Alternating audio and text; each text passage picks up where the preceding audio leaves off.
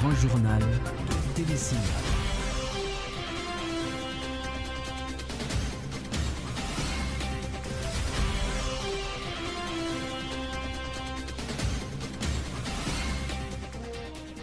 Mesdames, Messieurs, bonsoir. Merci de suivre ce journal. À la une de l'actualité, une rumeur qui tend à devenir une information confirmée, non encore publiée. Charles Jean-Jacques, ministre des Affaires sociales et du Travail, démissionnaire, sera le Premier ministre par intérim. Et puis le président de la République poursuit ses pourparlers avec des représentants de l'opposition dans le but de résoudre la crise politique. Contrairement à la plateforme Petite Dessalines qui a boudé la rencontre, OPL, Groupe 22 et RAM Haïti ont discuté avec Michel Martelly ce jeudi. Parallèlement, la branche radicale de l'opposition continue à manifester dans la rue de la capitale. Outre le départ de Michel Martelly, les opposants exigent à présent que l'ancien Premier ministre Lamotte rende des comptes sur la gestion du fonds Petro-Caribé et le Fonds national de l'éducation. Audition au tribunal de première instance de Jacmel des deux policiers nationaux qui ont brutalisé la journaliste Gardy Jérémy le 10 novembre dernier dans le cadre de son travail. Le secrétaire général de l'Association des journalistes haïtiens dit espérer que la justice triomphera dans ce dossier.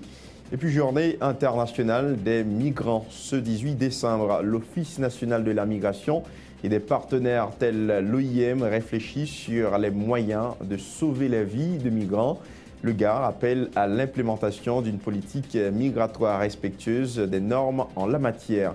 Et puis dans ce journal, nous ferons un zoom sur Baie d'Orange dans le département du Sud-Est, une section communale qui connaît une situation de malnutrition alarmante et où se développe un phénomène prégnant de grossesse précoce. Voilà pour les titres, mesdames, messieurs, à tout à l'heure.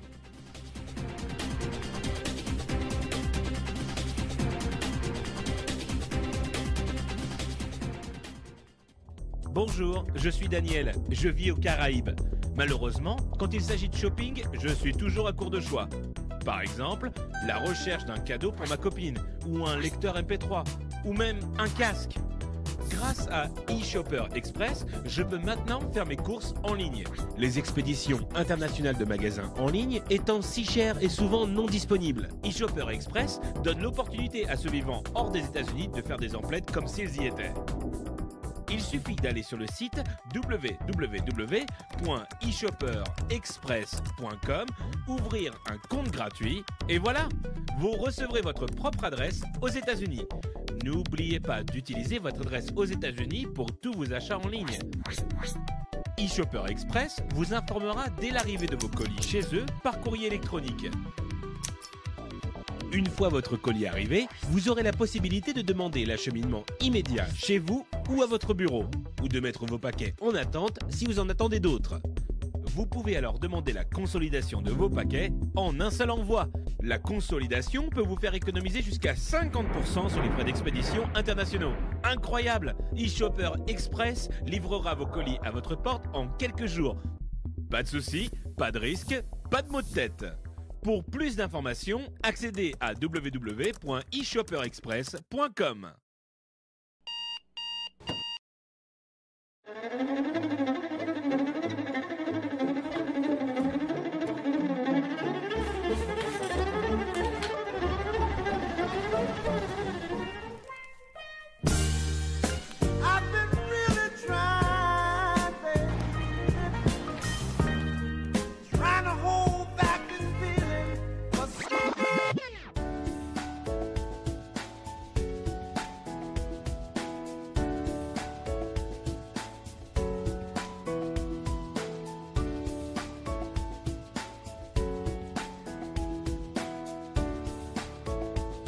Démaquillant, lotion après rasage et lotion rafraîchissante. Limacol, la fraîcheur de la brise dans une bouteille. Limacol est un produit de la Disprofar en vente dans tous les supermarchés et les pharmacies. Ça n'a pas passé en bas du tout. Mais c'est ça, vous, monsieur. Ça a été la boss. On va au testail. Attention derrière, pas vraiment.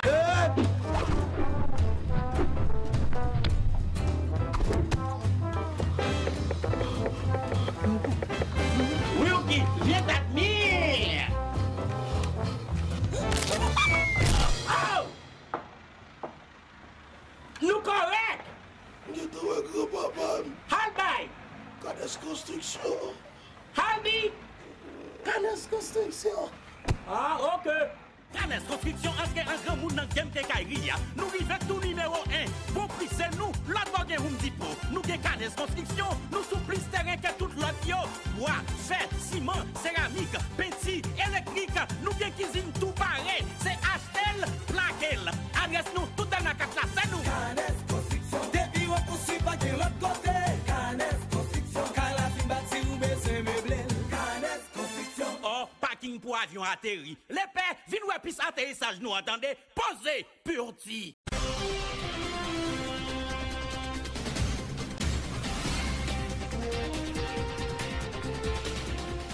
Très heureux d'être avec vous, mesdames, messieurs. Tout de suite, le développement du journal. Poursuite ce jeudi des discussions initiées hier par le chef de l'État dans le cadre de la mise en application du rapport de la commission consultative visant à trouver une issue à la crise politique que traverse le pays.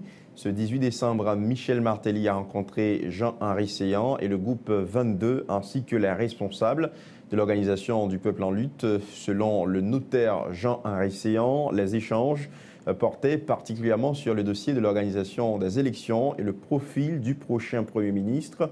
Jean-Henri Séan était au micro de Florence Lisney et Juan Diarri. Nous parlons de tout ça qui entraîne dans l'ambiance électorale.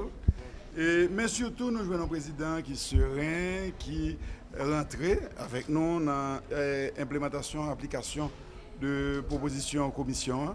Et qui n'est pas trop loin de nous-mêmes, ça nous a proposé à président depuis la première démarche. Donc, nous croyons que nous avons continué le travail. Il y a une commission de suivi qui est là, il y a des gens que le président mettait à disposition pour créer un couloir de communication. Nous avons continué le travail sur lui. Et jusqu'à ce que nous soyons capables de joindre une formule que nous avons cherchée. Un vrai problème, c'est nous pas gagné sénateur et député au 12 janvier. Donc, c'est qui compromis pour nous joindre, pour nous capables de permettre que nous allions de l'avant et créer un climat pour l'année qui va venir. Jamais, pas quelqu'un qui est capable de minimiser les gens qui sont dans la rue. Au contraire, non, il faut casser cette affaire en tenant compte de toutes les revendications qui sont dans la rue. En tenant compte des revendications dans la rue, en parlant. Mais il y a des présidents pour l'aller. Bon, nous ne sommes pas dans la logique du président pour aller. Nous ne sommes pas dans la logique de Rachel Mayor et nous disons, nous exprimons à travers toute proposition que nous faisons. Nous croyons que nous respectons les gens qui demandent ça. Mais cependant, nous-mêmes nous disons, nous faisons pile l'expérience comme ça déjà, il n'y a pas de bons résultats. En regarder avec les gens qui sont dans la rue, comment nous sommes capables de rapprocher nous l'un l'autre pour nous joindre une solution qui est bonne pour toute collectivité. Notons que le coordonnateur général de l'organisation du peuple en lutte, qui a répondu à l'invitation du chef de l'État, a précisé que son parti n'est pas intéressé à faire partie d'un éventuel gouvernement d'ouverture. L'OPL s'est plutôt concentré sur les prochaines élections, a dit Sauveur Pierre-Étienne, ajoutant que sa rencontre avec le chef de l'État était axée sur la question de l'organisation d'élections au plus vite dans le pays, soulignant également que la plateforme Petite Dessalines, qui devrait participer aux discussions de ce jeudi, a rejeté l'invitation du président Martelly, arguant que la plateforme n'est pas liée par les recommandations du rapport de la commission consultative présidentielle. Pour Petite Dessalines, toute discussion avec Michel Martelly devrait porter sur son départ du pouvoir. En dehors de cela, la mobilisation des rues ne cessera pas, soutient la plateforme. Écoutons Sauveur Pierre-Étienne. Nous discuter sur rapport commission consultative présidentielle là, recommandation et commissaire été fait président et président lui réitéré position lui c'est que lui accepter globalement rapport là recommandation et décider de mettre en application. C'est sous ça échange que tu as fait et nous expliquer président très clairement nous-mêmes dans l'OPL ça qui préoccupe nous c'est question pour conditions réunies pour que il y ait des élections libres, transparentes, démocratiques, inclusives qui organisées dans le pays. Et lui d'accord avec nous et sur tout point et naturellement les manifester et préoccupations parce que l'État souhaitait OPL et intégrer le prochain gouvernement de consensus là. Et nous expliquer président pour quelle raison. Parce que même si nous ne pas entrer dans le gouvernement, si son gouvernement qui a pour tâche, mission, feuille de route pour organiser l'élection, OPL pas besoin d'un gouvernement parce que on n'est pas capable à la fois au pouvoir et dans l'opposition. OPL pas de majorité au niveau de champion. Donc, question choix Premier ministre, pas intéressé au PL. Ça ne t'a souhaité. Fonction Premier ministre qui t'a inspiré confiance. Eh bien, Premier ministre là, eh bien, faut pouvoir là et opposition t'a retrouvé la donne. Donc, c'est une question de profil. Et hier, le président Terrelé pour te dire que présenter des excuses du fait que nous sortis dans la radio sans que vous pas de consulter. Nous te dit ça pas gêner nous sommes en public. Et nous te dit président, on peut pas intéressé à la question ça parce que en tant que parti démocratique, oui, la conquête et l'exercice du pouvoir d'État intéressé nous. Mais c'est par les urnes. Ça veut dire OPL pas intéressé pour nos dirigeants de sous liste, pour un dirigeant de Premier ministre, ça pas intéressé du tout. C'est au Champ de Mars, à Port-au-Prince, que les organisations politiques de la branche radicale de l'opposition ont achevé leur manifestation antigouvernementale ce jeudi. Cette manifestation qui devrait normalement marquer la fin de la deuxième phase de l'opération Burkina Faso, selon le calendrier publié par les opposants au régime tête-calé, canons à eau, séparateurs, agents de l'ordre munis de bâtons, de boucliers et de grenades lacrymogènes, la police nationale d'Haïti semblait avoir pris toutes les dispositions pour empêcher aux manifestants d'accéder au palais présidentiel. Il faut dire que la manifestation avait démarré à la fois au Bel-Air et à la Grand-Rue avant que ces deux branches se fusionnent pour se diriger vers la commune de Delma. Un parcours qui allait conduire les protestataires vers la commune de Pétionville où des mesures de sécurité étaient déployées. La manifestation s'est à nouveau dirigée vers le centre-ville en empruntant la route de Bourdon. Outre le départ de Michel Martelly, les manifestants exigent à présent que l'ancien Premier ministre Lamotte rende compte sur l'utilisation du fonds Petro-Caribé et le Fonds national de l'éducation. Suivez tour à tour les propos de Louis-Gérard Gilles et Schiller Ludor, tous deux membres du directoire de parti Famille Lavalas. Je vais rappeler un bagage qui est extrêmement important pour nous-mêmes dans la Famille Lavalas.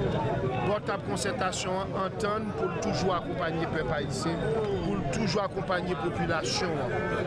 Il est important pour nous écouter les gens qui ont des problèmes.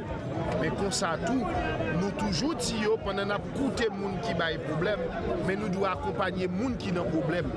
Je dis à pile de gens qui ont des problèmes de sécurité, pile de gens qui ont des problèmes de l'école. Pendant que je parle de l'école gratis, je dis à nous, pas aucune question de l'école gratis.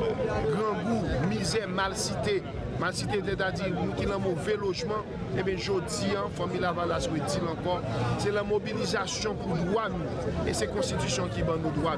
Oubliez, c'est Jean Bosco, c'est pas la première fois qu'il vient tirer là. C'est pas la première fois qu'il a essayé d'attaquer et détruire le peuple haïtien. Il a tiré là, il a tiré des présidents Aristide là, il a fait tentative déjà pour tuer. Une fois de plus, il vient là pour assassiner. Mais nous disons bagaille. Nous croyons que nous-mêmes, votre concertation, pas de monde qui a retiré une green chaise là. Le peuple a prêté chita là pour manifester, pour défendre droit, pour dire Laurent Lamotte. Ce n'est pas question d'aller, c'est question de reddition des comptes. Il faut l'aller, mais il faut le bail rapport sous pile l'argent que le prend. Parce que pas oublier, prend plusieurs millions de dollars Petro-Caribé, prend 500 millions fonds bolivariens, prend l'argent transfert, nous dit nous compte contre l'argent ça yo. Qu'est-ce qu'ils ont fait des ressources naturelles de ce pays? Ils ont pillé toutes les ressources naturelles pays.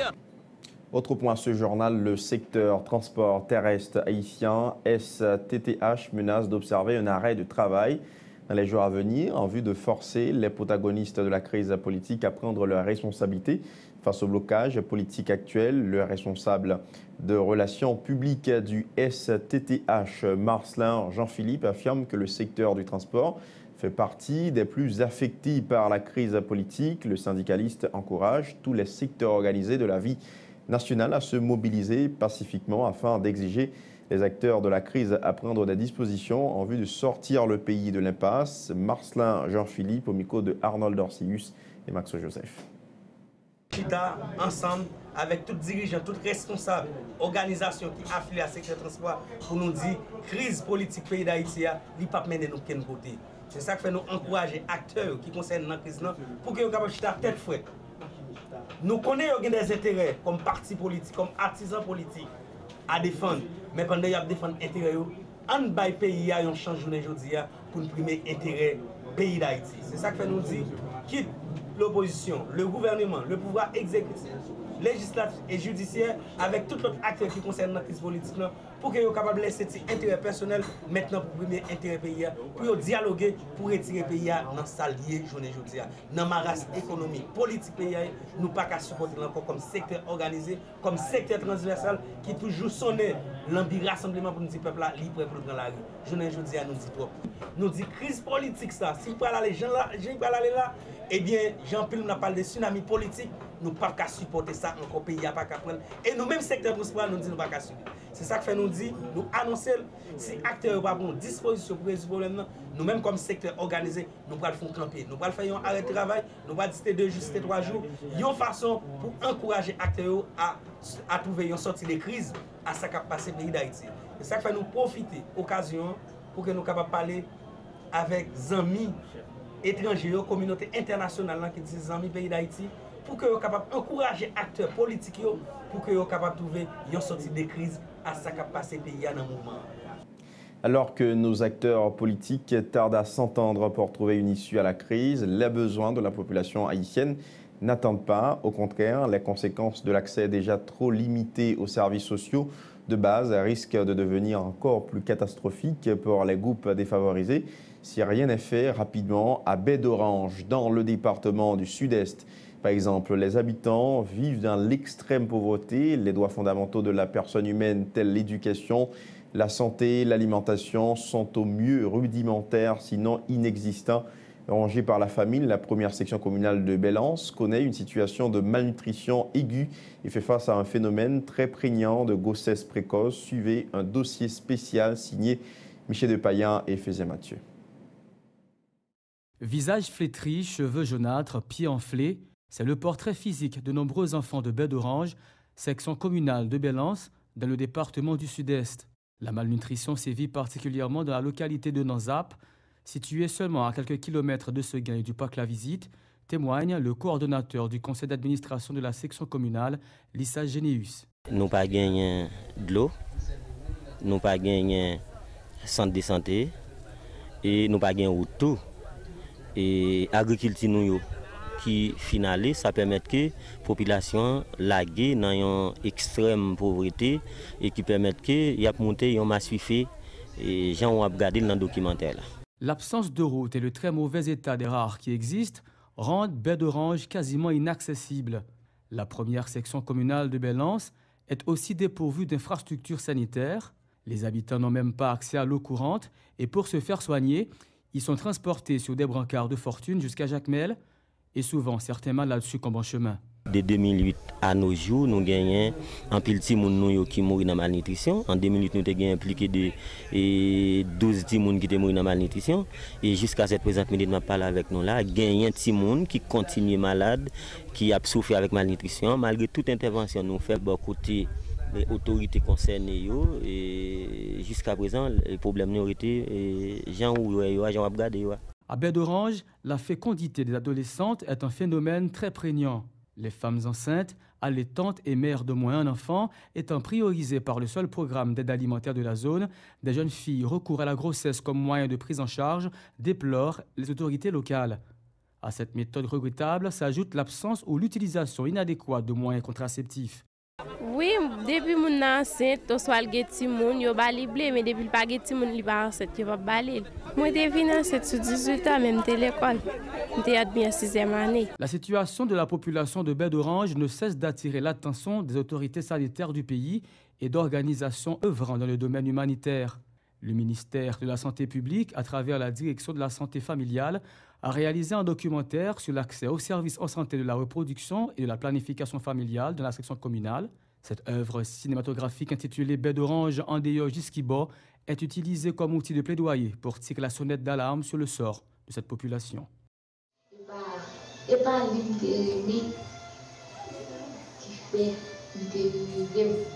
Autre point, affaire Gardy-Jérémy, PNH. L'audience s'est tenue ce jeudi par le tribunal de première instance de Jacmel dans le département du Sud-Est.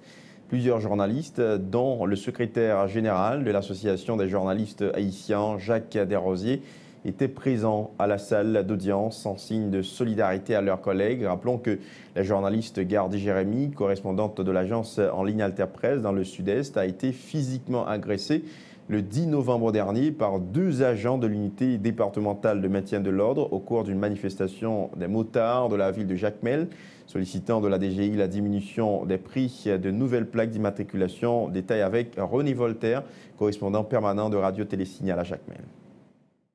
Je dis en grand complet, tout le monde concerné au présent.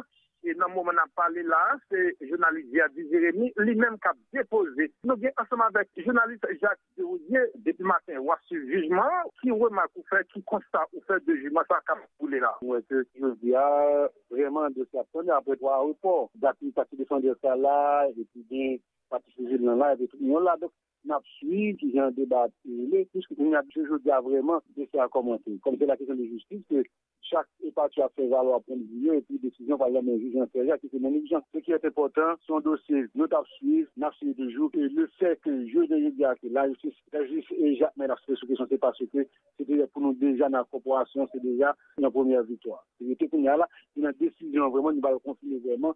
Est-ce que la justice Jacques Mel l'a vu ou pas? C'était journaliste Jacques Derouzier, secrétaire général Association journaliste haïtien, lui-même tout qui a pris vue sur le jugement, ça a déroulé première.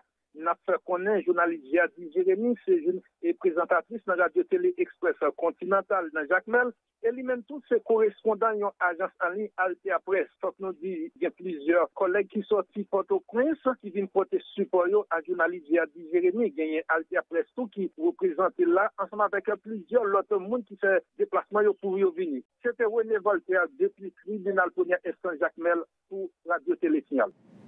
Je le disais en titre célébration ce 18 décembre de la journée internationale des migrants. Sauver la vie de migrants, c'est le thème retenu par l'Organisation internationale pour la migration cette année.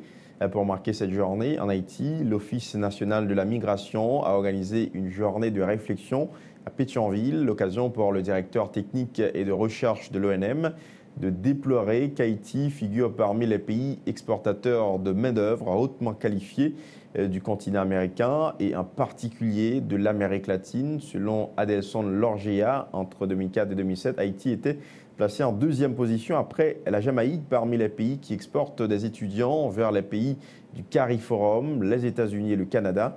Adelson Lorgea dit croire qu'une gestion efficace des ressources allouées à l'ONM pourrait contribuer à une diminution du nombre d'Haïtiens qui quittent le pays dans des situations irrégulières. Adelson Lorgea au micro de Tom Dumont et Fézé Mathieu. Haïti n'est pas seulement un pays d'émigration de main-d'œuvre non qualifiée. Il est aussi l'un des plus grands pays exportateurs de ressources humaines qualifiées. Déjà en 2000, il était classé en 5e position avec un taux de 83,6% de travailleurs hautement qualifiés dans les pays de l'OCDE, derrière Saint-Vincent et Grenadines avec 84,5%, la Jamaïque et la Grenade avec 85% chacun, et la Guyane avec 89%.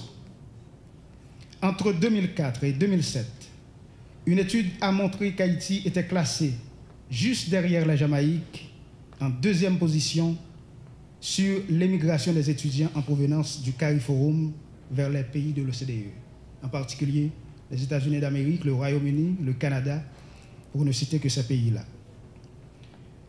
Madame, Monsieur, la gestion efficace et efficiente de ce phénomène planétaire, aussi vieux que l'humanité, représente aujourd'hui un défi majeur pour de nombreux pays, dont Haïti, pays d'origine de migrants, depuis la première décennie du XXe siècle.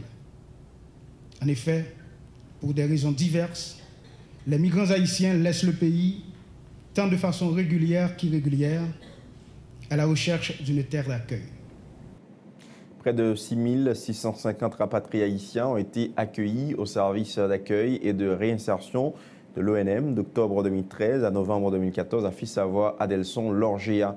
Le directeur technique et de recherche de l'ONM a présenté un plan quinquennal 2014-2019 mis sur pied par l'État haïtien, dont l'objectif consiste à renforcer la capacité de gestion de l'institution et développer les compétences de l'ONM en vue de déboucher sur une politique migratoire axée sur le développement. Adelson Lorgea au micro de Tom Dumont et Fézé Mathieu.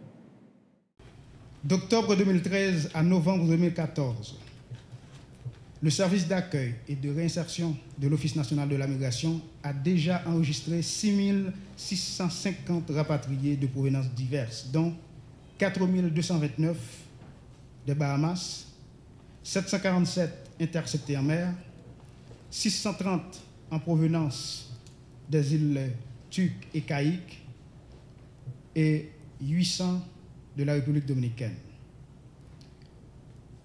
Le nord-est et le nord constituent les principales zones d'organisation des voyages clandestins vers ces îles. Conscient des grands défis de l'heure en matière de gestion de ce phénomène, l'Office national de la migration vient d'élaborer un plan stratégique quinquennal 2014-2019 avec un budget annuel de 256 millions de gourdes pour les investissements et un montant de 116 millions de gourdes pour le fonctionnement. Les actions du présent plan sont guidées par 3 objectifs majeurs. 1.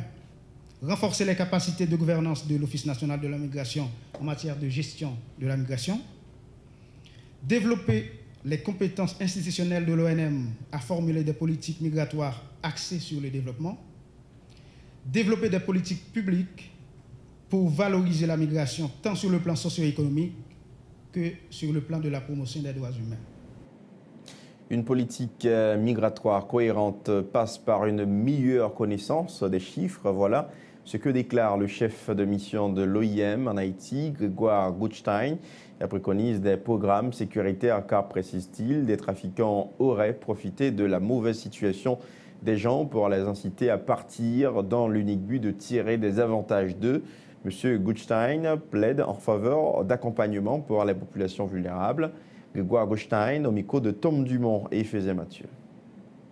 Il faudrait connaître mieux les chiffres.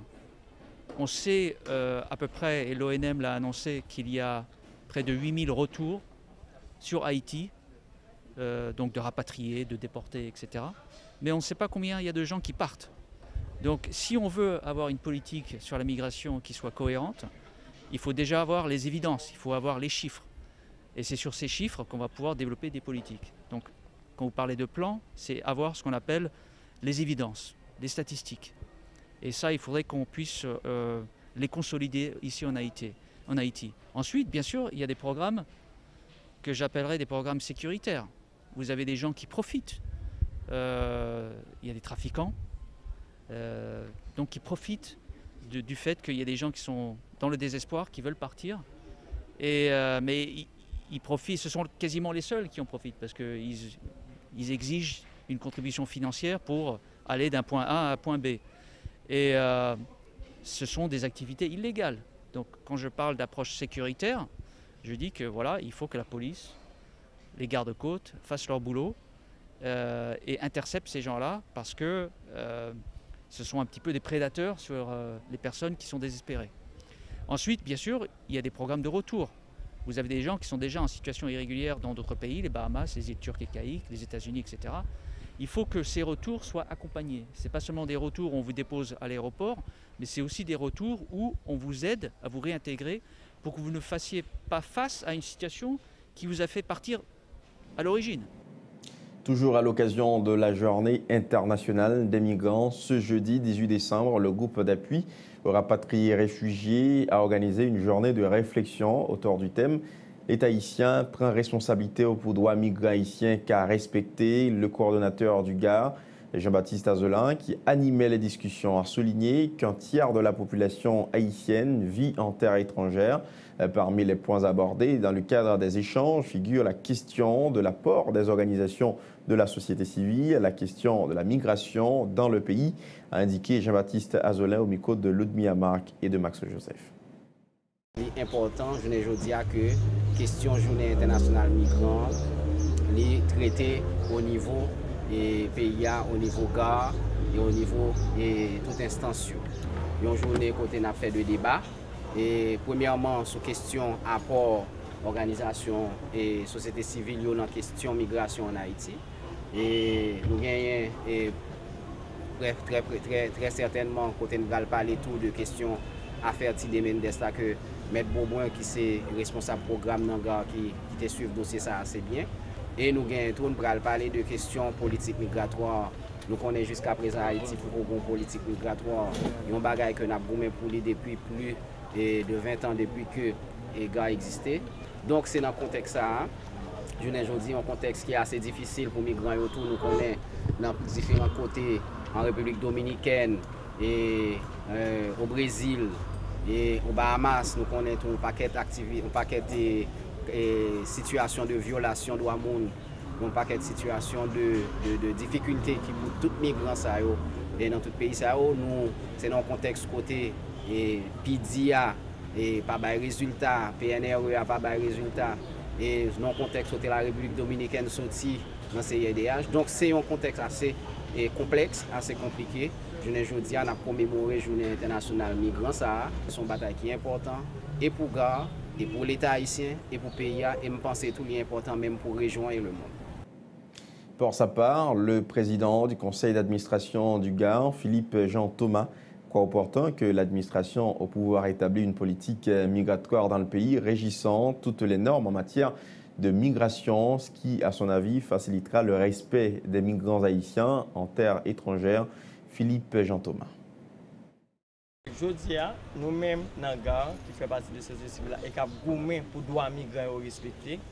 Et nous pensons que le pays a le temps pour nous doter d'une politique migratoire claire. Côté que nous-mêmes, nous avons des compatriotes qui sont dehors, mais pour nous avons une politique claire d'accompagnement et de support pour les dehors. Par exemple, je dis à l'arrivée dans les pays étrangers, on va regarder que les Haïtiens n'ont pas de côté pour y aller. Ils n'ont pas d'ambassade, il y a des pays qui n'ont pas d'ambassade, il y a des pays qui n'ont pas de représentants diplomatiques. Et là, comme ça, nous-mêmes, il y a le mal nous à l'extérieur. Je dis il y a plus que 250 millions de migrants à travers le monde. Et nous-mêmes, comme population haïtienne, nous gagnons dans 250 millions, puisque 250 millions, nous gagnons près de 4 millions là-dedans. Donc ça veut dire, nous-mêmes, nous sommes une population qui a avoisiné 13 millions. Donc nous avons une partie importante dans la population qui sont des migrants. Et je pense qu'il faut que l'État haïtien, l'autorité qui concerne, comprennent le phénomène migratoire là, et doter le pays d'une politique migratoire claire qui répond aux normes et aux exigences que nous-mêmes, comme société civile, et nous-mêmes, comme capables d'assurer droits migrants, nous sommes capables vraiment bien représenter sur le plan international en termes de migration. Le temps d'observer une pause publicitaire, on vous retrouve tout de suite après.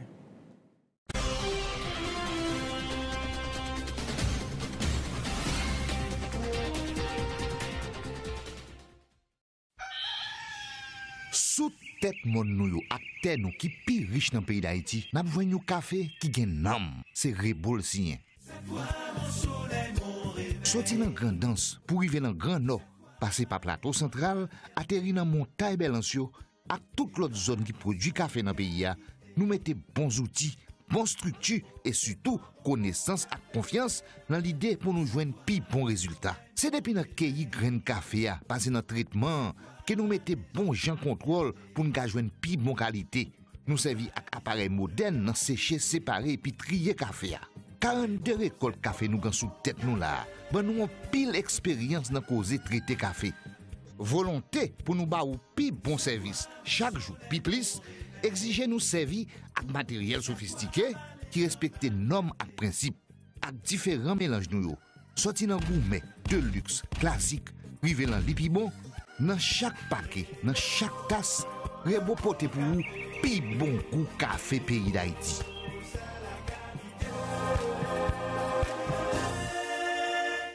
Vous travaillez pour construire votre avenir. Les fruits de vos efforts méritent d'être protégés.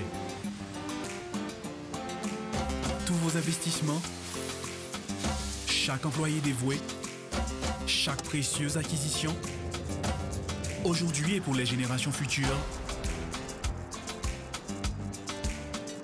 un malheur est vite arrivé.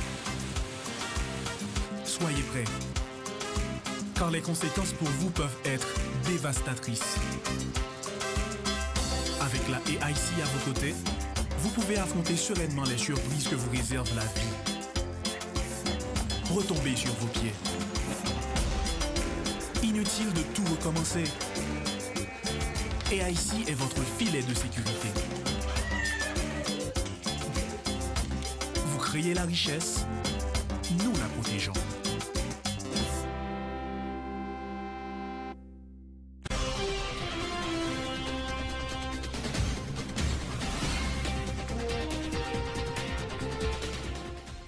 De retour après la pause, présentation ce jeudi à Pétionville des résultats de l'enquête sur la prévalence des drogues en milieu scolaire pour l'année 2014 par la Commission nationale de lutte contre la drogue. Cette enquête est la troisième du genre menée par la CONALD. Elle portait sur un effectif de 43 institutions scolaires publiques et privées dans 23 communes du pays. A informé le coordonnateur de la CONALD, David Basile. Ce rapport a un caractère très particulier qui permettra aux décideurs politiques ainsi qu'aux acteurs impliqués dans la lutte contre la drogue d'avoir une idée plus réaliste de la population gouvernementale en matière de prévention, a affirmé le major David Basile. Les résultats de l'enquête ont montré que l'alcool a le taux le plus élevé en matière de consommation de drogue dans le milieu scolaire, soit un total de 31,45%. Les précisions de David Basile au micro de Ludmilla Marc et Jasmin Denis. La troisième enquête nationale en milieu scolaire sur la prévalence et l'abus de consommation des drogues a été menée d'avril à juin 2014 dans 48 institutions scolaires privées et publiques et 23 communes à partir d'un échantillon tiré au hasard par la Commission et par la CONAL et la Commission interaméricaine pour le contrôle et l'abus des drogues, CICAD. 3448 adolescents ont répondu chacun à un questionnaire auto-administré et anonyme relatif à leur connaissance sur les drogues et à l'usage d'une dizaine de substances psychoactives. Ces enquêtes s'intéressent particulièrement aux drogues suivantes: l'alcool et le tabac pour les drogues licites, le cannabis, la cocaïne, le crack, les amphétamines, les hallucinogènes et les substances inhalées pour les drogues illicites. Le représentant de l'ambassade du Canada qui assistait à la présentation des résultats du troisième rapport de l'enquête sur la prévalence des drogues en milieu scolaire a renouvelé le soutien de son pays, Haïti, dans la lutte contre la drogue. Tristan André a affirmé que le Canada apporte également sa contribution régulièrement chaque année à la Commission interaméricaine pour le contrôle de l'abus des drogues. Pour la réalisation de ce projet, Tristan André dit espérer que l'apport du Canada aidera à faire la promotion de cette commission chargée de contrôler l'abus des drogues. Écoutons-le au micro de Ludmilla Marc et Jasmin Denis. Ces contributions d'aide, entre autres, à promouvoir les efforts de la Commission visant à renforcer les capacités des réseaux d'information sur les drogues dans les Caraïbes. Depuis plusieurs années, le Canada reconnaît l'utilité des réseaux d'information sur les drogues ainsi que leur rôle essentiel dans toute stratégie globale de lutte anti-drogue. Et l'importance de leur contribution a été démontrée dans plusieurs autres pays et de la région, tout particulièrement dans les Caraïbes. C'est grâce à ces ressources que la Commission nationale de lutte contre la drogue a pu réaliser une étude nationale sur le problème des stupéfiants dans les établissements d'enseignement en Haïti. Ces résultats ont été obtenus grâce à la méthodologie élaborée par la CICAD pour le système intra-américain de collecte uniforme des données sur l'usage des drogues. Cette méthodologie est utilisée depuis plusieurs années en Amérique du Sud, en Amérique centrale et bien entendu dans les Caraïbes. Il s'agit d'une méthode standard pour la collecte des données qui permet de comparer les résultats sur un plan chronologique et entre les pays, de manière à dégager des tendances et des changements concernant la situation régionale, ce qui est extrêmement important.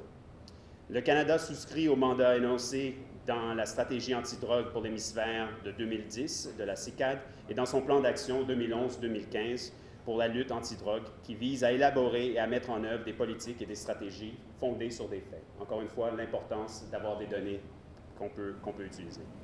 Autre point, un atelier relatif à l'évaluation de la performance dans l'administration publique s'est déroulé ce jeudi 18 décembre à Pétionville sous les auspices de l'Office de management des ressources humaines. Les objectifs assignés à cette rencontre, organisée à l'intention des secrétaires d'État et directeurs généraux des différents ministères, sont entre autres la mise en œuvre de la feuille de route de l'OMRH dans le cadre du renforcement institutionnel et de l'efficacité des services publics. Le coordonnateur général de l'OMRH, Hubert Antoine, a insisté dans ses propos d'introduction sur l'importance de cet atelier visant à orienter les supérieurs hiérarchiques immédiats sous la supervision desquels travaillent des fonctionnaires appelés à évaluer leur performance. Hubert Antoine est au micro de Michel Depayan et s'amuse David François. Pour répondre aux exigences du monde moderne et aux nombreux défis qui nous attendent, l'introduction de nouveaux paradigmes tels que la gouvernance, l'efficacité de l'appareil administratif, le développement durable dans la gestion publique s'impose. L'administration doit dégager la capacité d'élaborer, de mettre en œuvre et d'évaluer des politiques publiques en s'appuyant sur une masse critique de ressources humaines qualifiées. Depuis l'accession au pouvoir de ce gouvernement, d'importantes actions de renforcement ont été entreprises dans le cadre de la mise en œuvre de la réforme de l'État en vue de dynamiser, entre autres, les structures de gestion des ressources humaines et de développer les compétences de leurs titulaires. En effet, dans le programme 4 de la réforme de l'État qui couvre la période octobre 2012 à septembre 2017, le premier axe est consacré justement à la mise en place d'un nouveau système de fonction publique. Dans ce vaste chantier de réingénierie institutionnelle, tous les aspects de la reconstruction institutionnelle du pays ont été pris en compte. Les conditions dans lesquelles évoluent actuellement les fonctionnaires méritaient d'être renforcées afin d'assurer l'aménagement interne des services publics, de mettre l'administration en mesure d'offrir des services de qualité à la population. Intervenant sur le concept de l'évaluation, le coordonnateur de la fonction publique, Élie Jean-Philippe, a expliqué que l'évaluation du rendement est une activité essentielle au développement optimal des ressources humaines de toute entreprise. Selon Élie Jean-Philippe, l'évaluation de la performance permet de prendre un temps d'arrêt privilégié pour regarder l'évolution de l'employé en fonction de l'environnement, du contexte et de la culture de l'organisation. Les propos de Élie Jean-Philippe. Donc l'évaluation, c'est mesurer le rendement du travail humain. Donc quelqu'un qui travaille, eh bien, à un certain moment de la durée, il faut mesurer le travail. Et qu'est-ce qu'on a pu faire pendant l'année de travail? Et ça signifie eh bien, qu'on avait justement pris certaines dispositions pour permettre à la personne de pouvoir évoluer. Donc vous allez voir, il faut autre chose pour que la personne puisse vraiment être évaluée. Alors, quels sont les objectifs de l'évaluation? Donc, on va évaluer pourquoi? Eh bien, on va évaluer, c'est parce qu'il y a une administration, il y a des agents qui travaillent, il y a des objectifs à atteindre. Donc, évaluer, c'est voir est-ce que les objectifs ont été atteints, est-ce que les moyens mis à la disposition des agents pour accomplir le travail, est-ce que ces moyens-là, eh bien, ont produit les résultats qu'il faut? Donc, dans une administration, il faut toujours savoir eh bien, ce qui se passe dans la négociation entre agents et fonctionnaires. Donc, de telle sorte que l'administration donne les moyens et le fonctionnaire doit produire des résultats. Donc, on dit que c'est une négociation. Et l'évaluation, l'objectif aussi, c'est de pouvoir sanctionner. Alors, sanctionner dans le bon sens. Essayer de voir, mais qu'est-ce qu'il convient de faire dans le cadre du travail? Est-ce que cette personne mérite une formation? Est-ce que cette personne mérite une promotion? Est-ce que cette personne mérite d'être reclassée? Donc, l'évaluation permet de prendre des décisions, et des décisions eh bien, qui sont basées sur des critères objectifs. L'Association des propriétaires et chauffeurs d'Haïti, APCH, réagit aux déclarations du porte-parole adjoint de la PNH Gary Desrosiers, selon lesquelles un membre influent de l'APCH fait partie d'un réseau de gangs spécialisés dans le vol de véhicules et l'assassinat de chauffeurs de transport en commun, lequel réseau a été démantelé au début du mois de décembre en cours à Port-au-Prince par la direction centrale de la police judiciaire, avait déclaré mardi dernier le porte-parole AI de la PNH lors d'une conférence bilan. Le président de la PCH, Méhu Changeux, dit reconnaître qu'un responsable du sous-comité de la PCH à Miragouane se serait effectivement impliqué dans des activités déloyales. Méhu Changeux encourage la DCPJ à approfondir son enquête en vue de traquer toutes les personnes liées à ce réseau mafieux. Les déclarations du président de la PCH, Méhu Changeux, au micro de Arnold Orsius et Max Joseph. Nous avons un membre syndicat responsable au niveau de la station Miragouane qui participait dans voler machines, dans tuer les chauffeurs. Mais ça, l'on parle comme si nous allions prendre l'association, comme si c'est tout le monde dans l'association qui a fait ça qui passe là. Non. Et nous-mêmes, dans la gang, ça a dit que les jeunes qui ont les machines, le monde qui a entendu sont anciens policiers. Mais est-ce que nous avons dit ces policiers nationaux? On a dit non. On a dit un policier, nos institutions, il y a toute qualité de monde là-dedans. Si même dans la police a chargé de faire mauvais actes, est-ce que nous sommes capables de dire que la police nationale a peut-être ça? Non. Syndicats sont institutions liées et tout le monde connaît qui ça a PCH représenté dans le pays. Ce ne sont pas que propriétaires qui arrangent pour la population service. Nous avons des 7000 membres. Mais si en association, un grand individu qui sort qui fait un mauvais acte, ce n'est pas tout le syndicat qui est dans mauvais acte. La DCPJ, il faut les intéresser, continuer à enquêter pour le jeune. Les gens qui préfèrent papier machine, tout parce que machine, avec tout papier là-dedans, qui a assurance, qui a plaque là-dedans, c'est dans l'État qu'il fait. Il faut lui mener enquête pour le jeune réseau. Ça, parce que le réseau, là, on a fait les machines, il a changé, il a fait tout le bagage. C'est dans même l'État, ça, que papier machine, fait, assurance, fait, plaque, fait. Nous-mêmes dans le syndicat, nous ne sommes pas capables. Depuis que nous venons avec copie papier machine, copie assurance machine, nous ne sommes pas capables. Nous ne sommes pas placés pour nous si machine machine volée. C'est les gens qui ont délivré papier, qui ont fait papier, pour faire des CPJ continuer à mener enquête pour les gens. Dernier rappel des titres de l'actualité, une rumeur qui tend à devenir une information confirmée, non encore publiée. Charles Jean-Jacques, ministre des Affaires sociales et du Travail, démissionnaire, sera le Premier ministre par intérim. Le président de la République poursuit ses pourparlers avec des représentants de l'opposition dans le but de résoudre la crise politique, contrairement à la plateforme Petite Dessalines qui a boudé la rencontre OPL. Groupe 22 et Ramaïti ont discuté avec Michel Martelly ce jeudi. Parallèlement, la branche radicale de l'opposition continue à manifester dans la rue de la capitale. Outre le départ de Michel Martelly, les opposants exigent à présent que l'ancien Premier ministre Lamotte rende des comptes sur la gestion du fonds Petro-Caribé et le Fonds national de l'éducation. Audition au tribunal de première instance de Jacmel des deux policiers qui ont brutalisé la journaliste Gardy Jérémy le 10 novembre dernier. Dans le cadre de son travail, le secrétaire général de l'association des journalistes haïtiens dit espérer que la justice triomphera dans ce dossier. Journée internationale des migrants, ce 18 décembre, l'Office national de la migration et des partenaires tels l'OIM réfléchit sur les moyens de sauver les vies de migrants.